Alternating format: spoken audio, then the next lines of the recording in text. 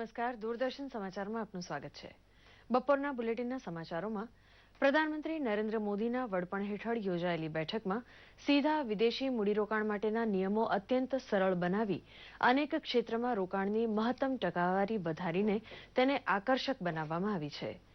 Scheduled એરલાઇન્સમાં 100%, તો defence પ્રોજેક્ટમાં પણ કેટલીક શરતોને આધીન 100% વિદેશી રોકાણની છૂટ આપવામાં આવી છે. ફાર્મા ઉદ્યોગમાં ઓટોમેટિક રૂટ હેઠળ 74% છૂટ અપાઈ છે, તો ટેલિપોર્ટ તથા ડીટીએચમાં પણ 100% રોકાણની છૂટ અપાઈ છે. કેબલ, ટીવી તથા મોબાઈલ નેટવર્કમાં 100% રોકાણની છૂટ અપાઈ છે. એપલ કંપનીએ તેના મોબાઈલ ફોન વેચવાના પ્રોજેક્ટ માટે હવે નવેસરથી અરજી કરવી પડશે, તો સિંગલ બ્રાન્ડ રિટેલમાં પણ નિયમો હળવા કરાયા છે.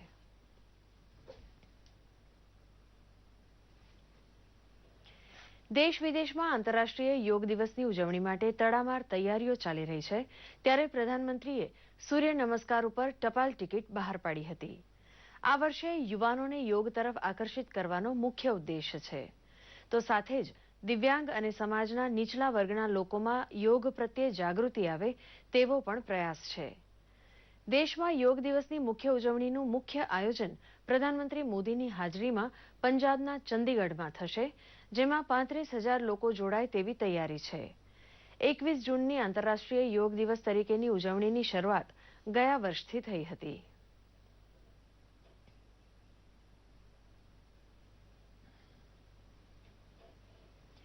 ગુજરાત એટીએસે રાજ્ય બહાર સફળ ઓપરેશન પાર પાડ્યું છે. 2008માં અમદાવાદમાં થયેલા સિરિયલ બોમ્બ બ્લાસ્ટના એક આરોપીને એટીએસે ઝડપી પાડ્યો છે. આરોપી નસીર રંગરેજને એટીએસે કર્ણાટકના બેલગામથી પકડી પાડ્યો છે. આ પહેલા બોમ્બ બ્લાસ્ટના એક આરોપી આલમઝેબ આફ્રિદીને સુરક્ષા એજન્સીઓએ સકંજામાં લીધો હતો, ત્યારે હવે એટીએસને વધુ એક મોટી સફળતા હાથ લાગી છે. મહત્વનું છે કે સિરિયલ બ્લાસ્ટ કેસમાં કુલ 99 આરોપીઓ છે, જે પૈકી 76 આરોપીઓને પકડી લેવાયા છે, 2ના મોત થયા છે, તો એક આરોપી શોએબ પોટોનિકલ દુબઈમાં છે. 26 જુલાઈ 2008ના રોજ અમદાવાદમાં 17 સ્થળોએ સિરિયલ બ્લાસ્ટ થયા હતા.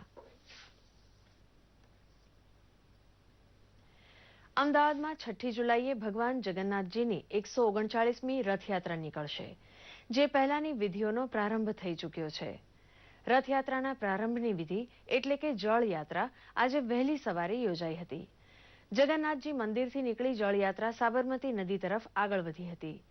મહંત દિલીપદાસજીના નેતૃત્વમાં નીકળેલી જળયાત્રામાં બેન્ડબાજા, ભજન મંડળી અને ધજા પતાકા લઈને મોટી સંખ્યામાં લોકો જોડાયા હતા. સાબરમતી નદીના સોમનાથ ભૂદરના આરે પહોંચ્યા બાદ ગંગા પૂજન કરાયું હતું અને શણગારેલા ગજરાજો ઉપર 108 કળશમાં જળ ભરવામાં આવ્યું હતું. મંદિરે પરત ફરીને આ જળનો મહાભિષેક કરવામાં આવ્યો હતો. વર્ષોથી પરંપરા રહી છે કે ભગવાનનો જળાભિષેક થયા બાદ તેઓ મોસાળે પહોંચે છે. જળ મહાભિષેક બાદ ષોડશોપચાર પૂજન વિધિ કરાઈ હતી. ભગવાનને ગજવેશથી શણગારી મોસાળે મોકલવાની ધાર્મિક પરંપરા છે. 15 દિવસ ભગવાન સરસપુર ખાતેના મોસાળની મહેમાનગતિ માણે છે. રાજ્યમાં આજકાલમાં ચોમાસાની શરૂઆતનો વરસાદ પડવાની સંભાવના હવામાન વિભાગે વ્યક્ત કરી છે.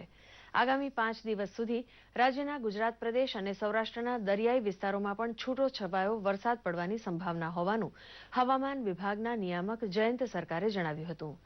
વરસાદી માહોલને લીધે તાપમાનમાં સામાન્ય ઘટાડો થવાની સંભાવના હોવાનું પણ તેમણે જણાવ્યું હતું.